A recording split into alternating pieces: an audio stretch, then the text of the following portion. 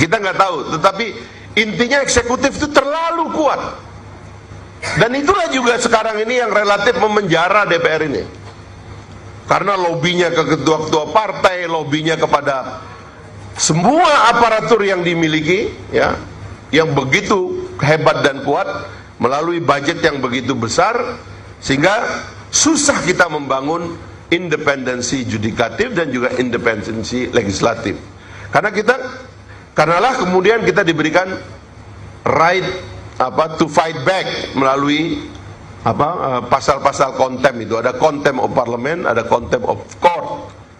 Karena lembaga ini harus terus independen. Nah, faktanya kita belum terlalu independen. Ini Pak Irman, saya kira Pak Margarito, Mas Ari juga sudah membaca. Faktanya kita belum terlalu independen. Saya sering mengatakan dalam legislasi, kuasa eksekutif itu menurut saya di atas 50% dalam legislasi. Apalagi karena eksekutif punya instrumen Perpu. Dia tidak perlu legislatif, dia cuma perlu persetujuan. Malam nanti Bapak Jokowi manggil beberapa menteri, saya mau bikin undang-undang ini, saya mau nulis Perpu, besok diumumkan.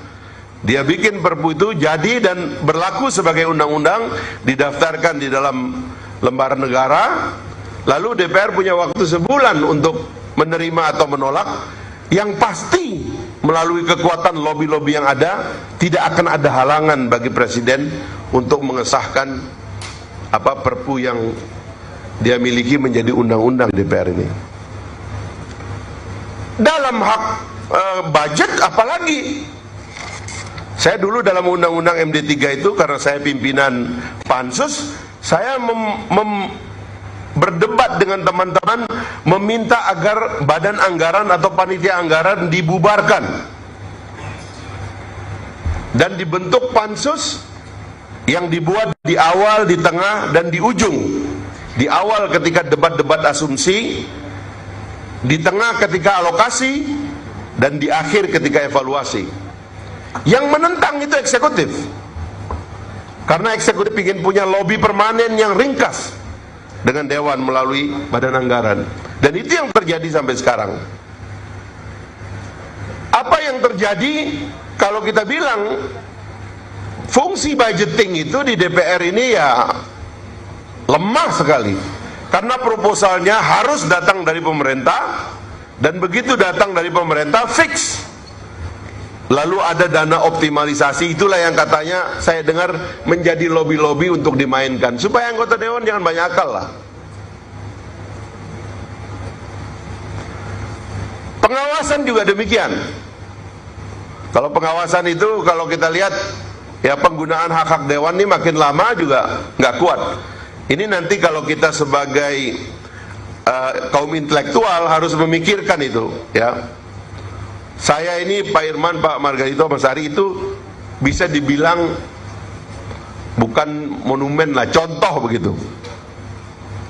Bagaimana sikap individu seorang anggota dewan bisa berbenturan dengan partainya, lalu benturannya itu makin lama makin keras, sedemikian rupa kemudian terjadi tindakan sepihak kepada anggota, yang itu bisa dilakukan setiap saat. Kita harus membangun satu sistem bahwa partai politik itu hanya mengantarkan orang menjadi anggota DPR, sebagaimana mereka mengantarkan orang menjadi bupati, menjadi wali kota, menjadi gubernur, menjadi presiden. Dan tidak perlu ada kontrol terhadap mereka melalui fraksi yang sebetulnya dalam undang-undang MD3 fraksi tidak dikenal sebagai alat kelengkapan, tetapi dia efektif. Kalau sudah datang fatwa dari ketua umum, semua anggota fraksi diam, apalagi menjelang pencalekan. Bisa hilang nama orang itu di dalam pencalekan. Nah, kita harus membangun ekosistem bagi independensi DPR melalui pengaturan agar hubungan antara elected official seperti anggota DPR itu dengan kekuatan politik itu menjadi berjarak. Dalam fight saya, ya, itu saya mau menegaskan itu saja, bahwa elected official itu berjarak dengan partai politik yang dia punya. Itu yang saya coba tunjukkan. Karena ada hak rakyat pada saya. Tidak boleh hak rakyat itu kemudian dirampas begitu saja oleh partai politik, tidak boleh. Karena yang menyebabkan saya terpilih bukan partai politik, partai mencalonkan. Tapi semua yang dicalonkan partai kan tidak semua terpilih. Yang terpilih adalah yang dipilih oleh rakyat. Maka hak rakyat pada orang itu harusnya diperkuat, independensinya harusnya diperkuat. Nah, kalau itu terjadi barulah nanti pengawasan itu lebih enak. Kita di dalam undang-undang ini misalnya, saya kira para ahli tahu, kita membentuk lembaga yang namanya kaukus. Sebenarnya kaukus itu syaratnya adalah adanya inisiatif, keberanian punya inisiatif pada anggota dewan. Itu yang masih lemah sekali inisiatifnya. Anggota dewan kita itu masih didikte oleh pembentukan alat kelengkapan yang formal sifatnya. Legislasi misalnya, kalau undang-undang diajukan oleh pemerintah atau ada hak inisiatif, baru terbentuk pansus. Ya, panja juga demikian. Kalau alat kelengkapan komisi misalnya mengatakan ada isu, baru terbentuk panja. Padahal rakyat itu punya isu yang begitu banyak, tidak ada yang mengontrol dan tidak ada yang membahasnya. Tidak menjadi perdebatan di parlemen kita, sehingga parlemen tidak menjadi fasilitasi dari semua dialog. Apa yang terjadi, dialog itu pindah. Syukur masih kalau pakai lewat TV misalnya. Tapi bagaimana kalau TV pun tidak lagi menjadi medium dialog?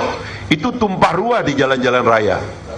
Itulah sebabnya waktu itu kami mengusulkan adanya alun-alun demokrasi yang sudah kita gunting pita itu. Tapi begitu datang ke pemerintah, waduh berat itu. Jadi kuasa 178 hektar di Senayan ini di tangan satu orang, namanya Menseknek. Kalau dia oke semua. Tapi kalau tidak oke, tidak jalan. Kuasa uang, tiba-tiba Menteri Keuangan membuat surat selembar kepada DPR melalui Sekjen mengatakan, tahun ini kami mohon maaf, anggaran DPR dikurangi 10%. Coba bayangkan, ini lembaga pemerintahan yang besar, elected seperti di DPR ini, mau mengontrol eksekutif. Di sana yang dipilih cuma 2 orang, presiden dan wakil presiden. Di sini yang dipilih DPR-nya 560 orang dan 134 DPD. Tapi kita mau mengawasi satu lembaga yang punya hak untuk memotong anggaran kita hanya dengan selembar surat. Mana independensinya kayak gitu? Nah, teman-teman sekalian, ini bukan ngeluh, tapi saya mau mengungkapkan, saya ingin, atau kita semua ingin, teman-teman di Badan Keahlian sudah membuat konsepnya, dan sebenarnya roadmap-nya itu sudah cukup jelas, ya. Kita membayangkan suatu hari akan ada eksekutif yang sadar betul bahwa independensi DPR itu betul-betul harus dicapai supaya kita bisa membangun check and balances system yang baik dalam tubuh pemerintahan kita. Hanya itu. Dan lalu kemudian DPR ini menjadi dunia tersendiri. Saya melihat parlemen-parlemen yang maju di seluruh dunia itu kan kira-kira dibagi 2 kamarnya itu. Kamar politiknya itu yang orang sidang-sidang dan sebagainya, kadang-kadang relatif ketat. Masuknya juga perlu dengan perjanjian dan sebagainya. Tapi ada kamar lain, yaitu kamar publiknya. Disitulah alun-alun ditempatkan, museumnya. Kalau di Amerika itu library-nya, Library of Congress adalah the biggest library in the world. Tidak saja merekam semua percakapan di seluruh dunia. Saya kaget nih Pak Margarito, saya pernah nulis buku 3 biji. Waktu itu belum ada sosial media seperti sekarang dan belum ada engine machine seperti sekarang, Google dan sebagainya. Saya membuat clipping untuk melacak dan merekam langkah-langkah kontroversial Gus Dur pada waktu Gus Dur jadi presiden. Jadi judulnya itu langkah gila 1, langkah gila 2, langkah gila 3.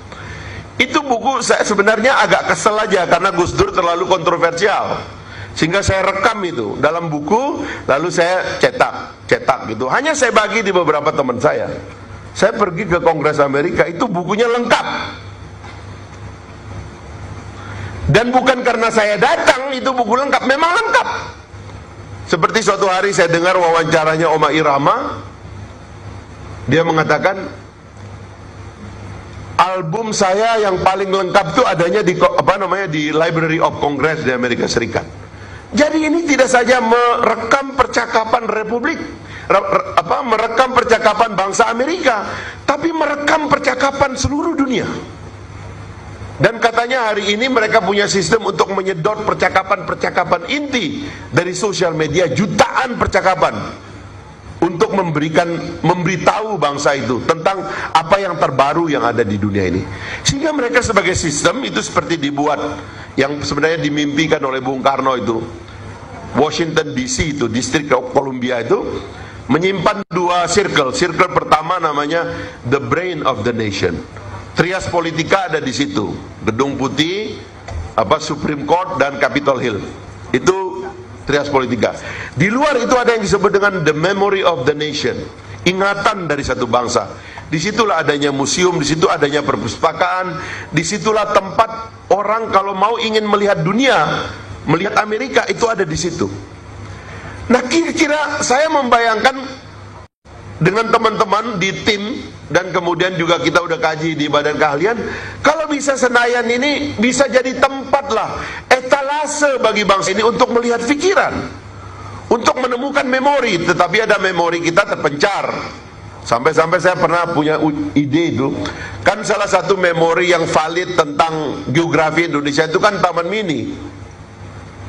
Itu saya membayangkan ada cable car dari Senayan tuh ke Taman Mini, supaya kalau orang mau pergi lihat Republik datang aja ke Taman Mini. Oh, di segini Indonesia, ada pulau-pulau, ada rumah-rumah di sana. Membangun peradaban Indonesia, membangun ingatannya, membangun pikirannya. Itu yang kita bayangkan. Nah, sehingga Bapak Ibu sekalian, pertemuan hari ini adalah untuk melengkapi itulah kira-kira rute dan roadmap. Ada beberapa usulan yang kemarin sudah kita finalisasi sebagai usulan terakhir, dan ini akan kita sampaikan di akhir nanti. Kita memerlukan beberapa draft undang-undang untuk melengkapi konsep tadi.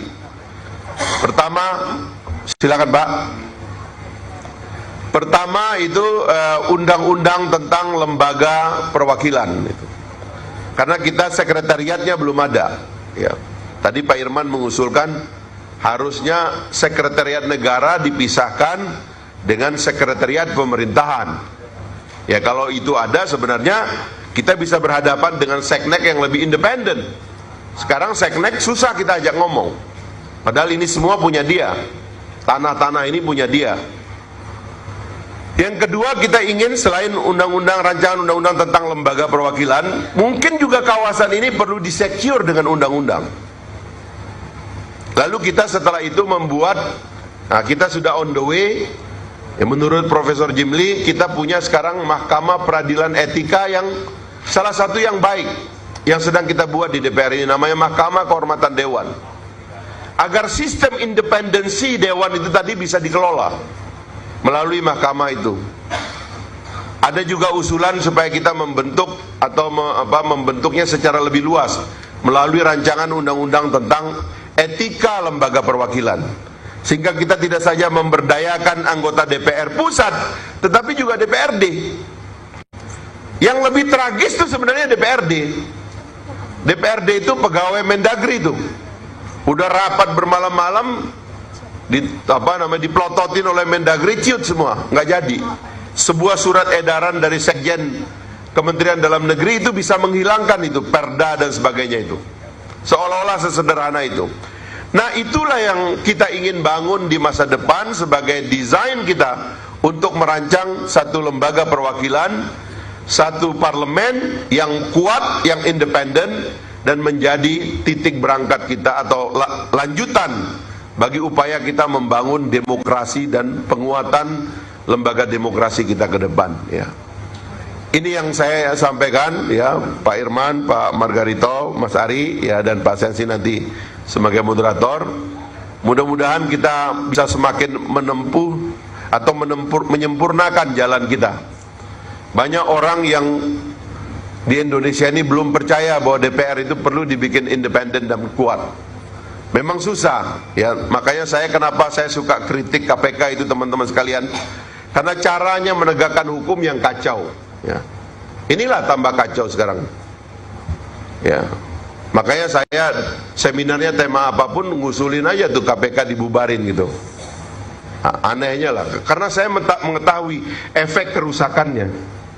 Coba Anda bayangkan itu anggota DPRD di Malang tuh ya, terima uang 12 juta itu dihukum 7 tahun, dituntutnya 7 tahun ya. Sementara yang kerugian negara ya, Pelindo 3,08 triliun, Senturi 6,7 triliun dan lain sebagainya, itu nggak jelas. Jadi hukum kemudian menjadi festival saja di ruang publik untuk memberikan kepuasan tertentu yang ada di masyarakat. Bayangkan padahal kalau semua orang boleh ngomong untuk memuaskan rakyat, yang paling ngeri kalau ngomong itu namanya BPK. Itu rupiah per rupiah, uang itu hilang di mana dia bisa katakan, tapi dia nggak boleh begitu. Kalau kita membuat riuh seperti itu, kita tidak akan percaya lagi kepada negara ini, dan kita akan mengatakan tidak ada harapan bagi Indonesia, sehingga kita kemudian tidak punya semangat untuk membangun masa depan bangsa kita. Nah, DPR yang kuat adalah DPR yang dapat menjadi medium bagi seluruh perdebatan seperti itu. Saya berterima kasih atas kehadiran teman-teman semua. Mudah-mudahan diskusi-diskusi bisa dilanjutkan nanti untuk memformat ya, melengkapi dokumen-dokumen yang sedang kita buat, termasuk RUU dan sebagainya. Jika ada bentuk-bentuk konkret dari pertemuan ini, nanti Pak Sensi mohon diusulkan supaya kita nanti merumuskan sebagai kesimpulan ya. Paling telat ya sebagai memori akhir dari PR periode 2014-2019 ini. Terima kasih sekali lagi. Assalamualaikum warahmatullahi wabarakatuh.